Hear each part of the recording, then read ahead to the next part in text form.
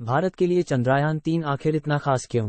भारत का चंद्रयान-3 चंद्रमा की सतह पर 23 अगस्त को लैंड करेगा, जिससे हमें न केवल आर्थिक लाभ मिलेगा बल्कि विश्व मंच पर भारत की प्रतिष्ठा भी बढ़ेगी।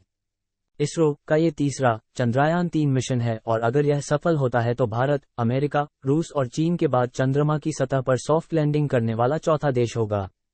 चंद्रयान-3 के सफल होने से रोजमर्रा की जिंदगी में कई बड़े फायदे मिलेंगे, जैसे कि जल पुनर्चक्रण के साथ स्वच्छ पेयजल तक पहुंच, स्टारलिंक द्वारा विश्वभर में इंटरनेट का प्रसार, सौर ऊर्जा उत्पादन में वृद्धि और स्वास्थ्य लाभ से संबंधित जानकारी प्राप्त कर पाएंगे। भारत की अंतरिक्ष अर्थव्यवस्था 2025 तक $13 अरब तक पहुंचने की उम्मीद है। चंद्रमा पर सफल लैंडिंग भारत की तकनीकी क्षमता को भी बयां करेगी। 23 अगस्त को ही क्यों लैंड करेगा चंद्रयान-3? जब चंद्रयान-3 चांद की सतह पर उतरेगा तो अपने मिशन को पूरा करने के लिए सौर ऊर्जा का इस्तेमाल करेगा। चांद पर 14 दिन तक दिन और अगले 14 दिन तक रात रहती है।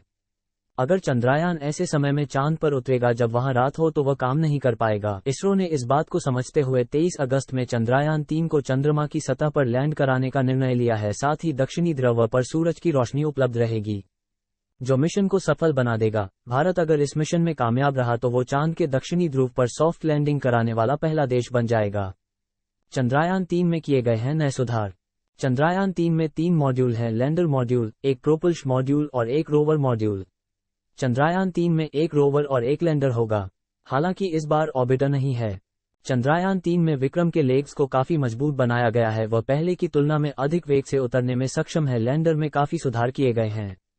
हमने लैंडिंग वेग को 2 मीटर सेकंड से बढ़ाकर 3 मीटर सेकंड कर दिया है। इसका मतलब है कि 3 मीटर सेकंड की गति पर भी लैंडर दुर्घटनाग्रस्त नहीं होगा और इसके पैर नहीं टूटेंगे। इस बार लैंडर में चारों कोनों पर लगे 4 इंजन थरस्टर तो है, लेकिन पिछली बार बीचों बीच लगा 5वां इंजन हटा दिया गया है। फाइनल लैंडिंग 2 इंजन की मदद से ही होगी, ताकि 2 इंजन आपातकालीन स्थिति में काम कर सकें। इसके अलावा पृथ्वी के प्रकाश उत्सर्जन और प्रतिबिंब को मापने के लिए लैंडर पर shape स्पेक्ट्रोपोल्टीमेट्री of habitable planet earth लगाया गया है।